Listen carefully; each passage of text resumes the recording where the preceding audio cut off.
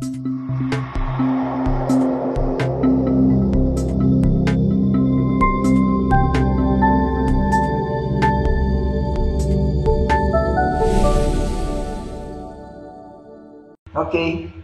então vamos dando continuidade aos métodos construtivos de fundações, falar das sapatas.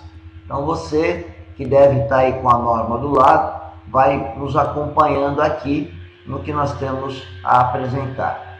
As sapatas que nós vamos falar agora, as sapatas isoladas, são aquelas que transmitem para o solo, tá? Através da sua base, a carga de uma coluna, de um pilar ou um conjunto de colunas e pilares. Aqui é isolada, um pilar ou dois pilares, isolada.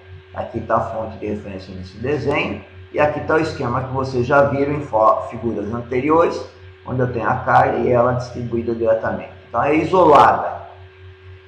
A isolada, então, tem o processo de escavação, né, como vocês estão vendo aqui, se escava naquele formato que se chegou a partir do dimensionamento, né? É concretado um lastro lá embaixo, vocês podem ver que tem uma forma, coloca um lastro e depois então nós vamos colocar a armadura e a armadura, né? Conferir a armação.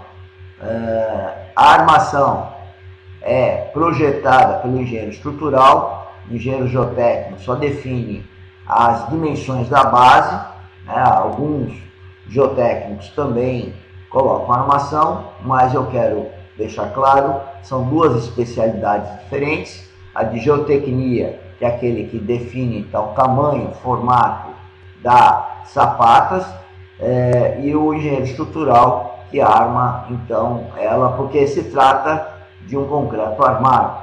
Aqui é ela já feita, né? E aqui uma situação onde que ela está fora do terreno, para a gente ver que ela tem um rodapé, ela é tronco cônica, aqui ela já está no formato e com a armação de espera para o pilar que vai nascer nessa posição. A função da sapata isolada, como os senhores já devem ter observado, elas são peças de forma de placa, em diversos formatos, regular, quadrado, pode ser eventualmente em outro formato, e a transferência se dá então por essa base, como forma a figurinha aqui.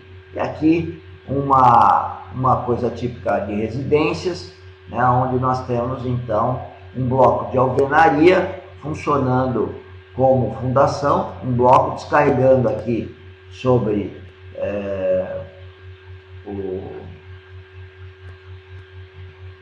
o lastro e consequentemente jogando as cargas para o solo. São utilizadas quando as cargas superficiais, as camadas superficiais são resistentes, apresentam resistência suficiente para suportar essas cargas advindas das alvenarias ou dos pilares. Eu não gosto muito desse termo, apesar de ter escrito em camada, muito resistente, porque essa resistência é relativa, né? Então, o que é resistente, né? É resistente em relação a uma certa carga, né? É isso que nós queremos dizer com essa palavra muito resistente.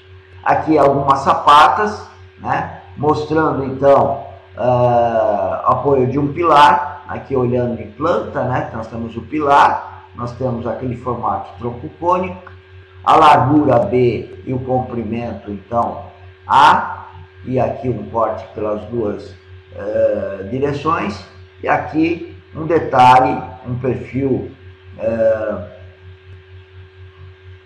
de perspectiva, e aqui a planta mostrando então os elementos aqui, espaço para forma, que é essa medida de 2,5, a forma troncocônica aparecendo aqui, a armação da base da sapata.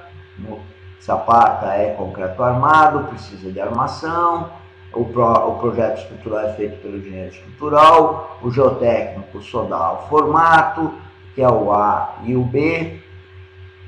E essa sapata é a solução mais econômica para você então ter quando as camadas superficiais do solo são resistentes, como eu disse, em relação àquelas cargas da edificação. E a forma mais econômica em termos de concreto armado, para que gaste menos concreto e aço, né, é a forma onde as abas, aqui que é abas, né, abas iguais. Abas é essa diferença aqui. Isso ser igual a isso. Tá? Então, quando a gente dá o formato, como vocês vão ver a seguir, nós desejamos que isso aconteça, porque isso minimiza os custos do concreto armado. Como está aqui, já alguma observância da norma que classifica então essas sapatas quanto à rigidez, né? Dizendo que se H, está aqui o H, for maior ou igual a menos AP, A menos AP dividido por 3, ela é rígida. Se o H for menor ou igual, da mesma forma, A menos AP, A menos AP dividido por 3, ela é flexível. Então, mais utilizadas, essas rígidas, dispensam a verificação na punção. Ou seja, quando elas forem flexíveis, são as menos utilizadas, pequenas cargas para solos pouco resistentes, demandando então áreas maiores, verifica-se, tem que ser verificada a punção. Então aqui está a lembrança com essa relação da punção. O que é a punção? Punção é a possibilidade que tem o pilar aqui, a alvenaria, cortar ou romper o concreto nesse sentido, né? O que nós queremos é que ela tenha uma flexão e que nós vamos armá-la aqui, a flexão.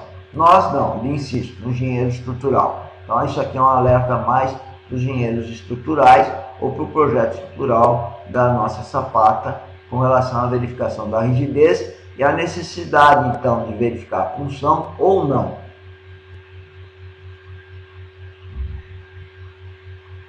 Aqui uma outra questão, quando se lança essa solução de sapatas isoladas, e então lá no nosso edifício tem vários pilares, cada pilar vai ter sapata, e o que nós não queremos é que uma sapata sobreponha a outra.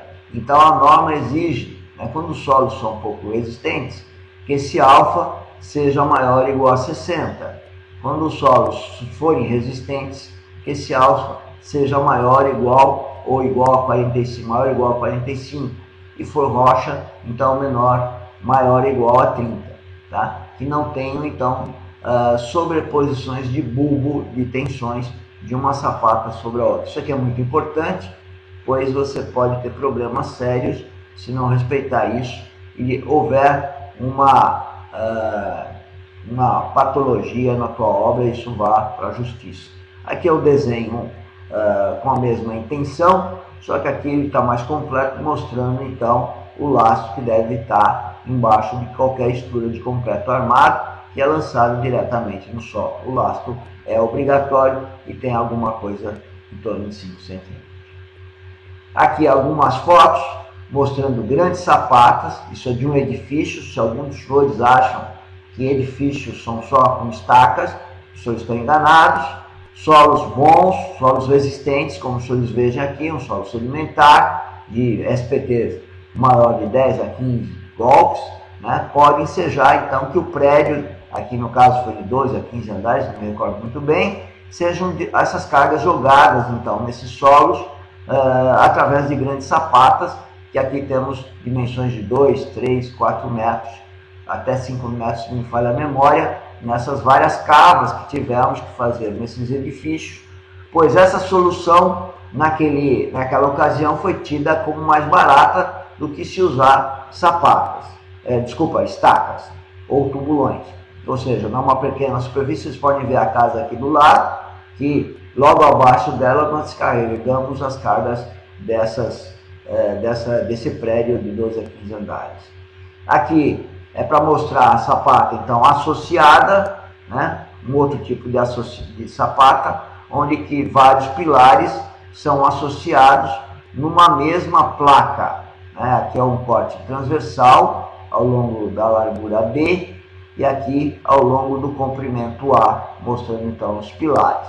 E aqui um outro caso mostrando ela então inclinada, onde também identificando então a necessidade das armações e algumas geometrias que são então o A e o B, mostrando então que elas estão centralizadas em relação a B e que em relação a A nós temos então um ponto aqui chamado de centro de carga, que deve conhecer de um centro de gravidade ou de reação do solo. Nós vamos ver isso mais oportunamente. Quanto ao espaço entre pilares, então, é pequeno, que nós usamos essa solução de Zapata associada, né? Quando tem dois pilares, eu faço para um, ela dá uma certa área, vou fazer para outra e a Zapata se sobrepõe, então eu devo associá-las.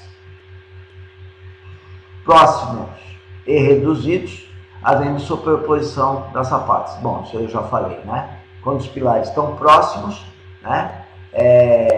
E eu não tenho área, então, para distribuir as sapatas de acordo com as cargas, eu junto esses pilares numa mesma sapata, denominando, então, sapatas associadas.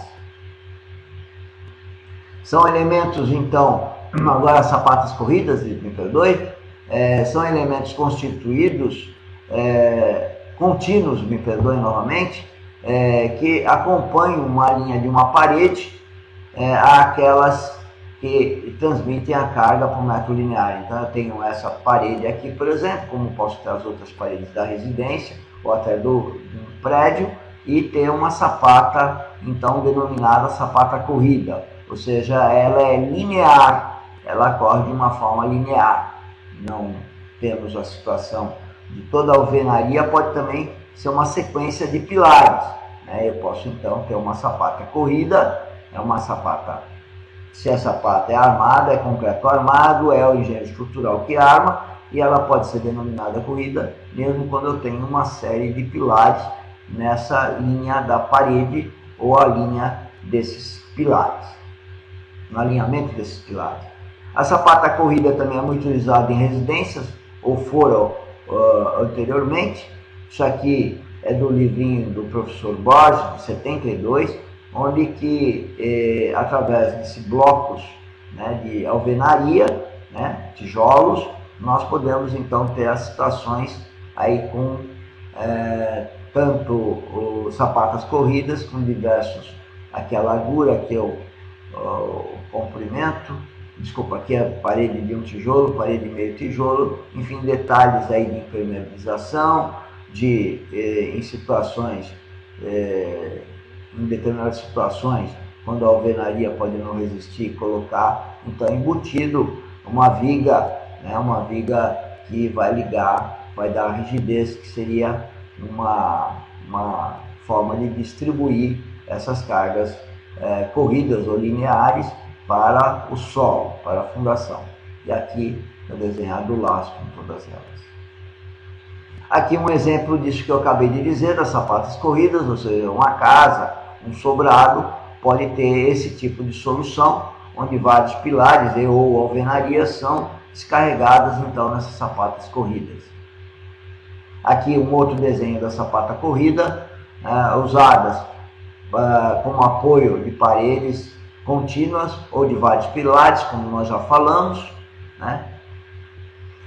Por questão econômica, são aplicadas somente quando o solo de apoio se encontra de pequenas profundidades, evidentemente, porque senão eu vou ter muitas escavações para chegarem nesse solo resistente. Então é só para coisas mais superficiais, onde o solo já é competente para receber essas cargas, como é o caso aqui desse slide, que fala também com relação à rigidez. Quando associadas, aqui eu estou voltando a uma troca na inversão dos slides aí, as associadas com viga de rigidez, que nós já falamos.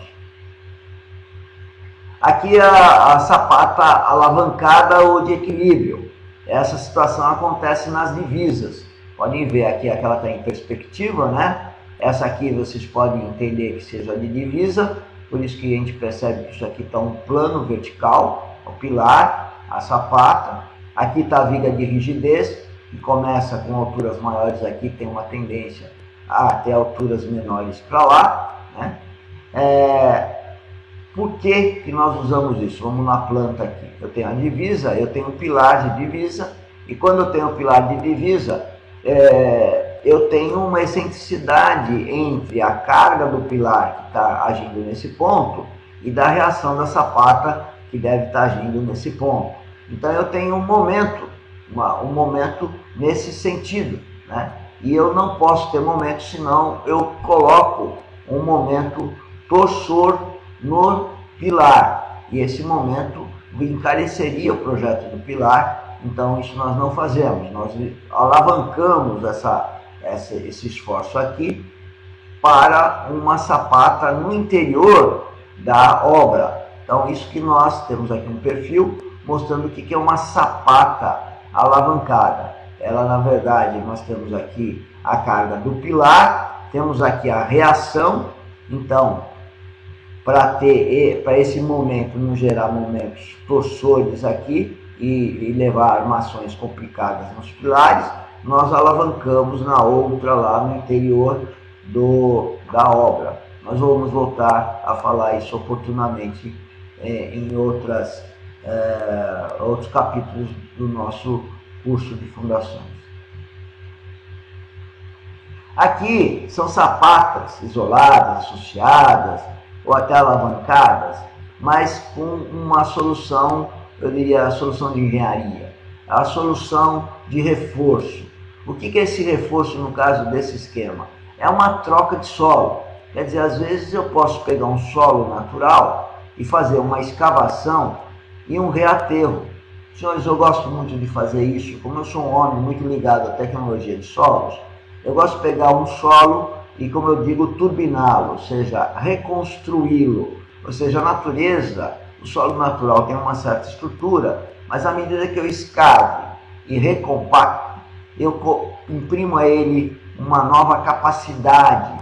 E essa nova capacidade, então, pode fazer com que eu descarregue sapatas em superfície, economizando muito, não precisando usar tubulões ou estacas.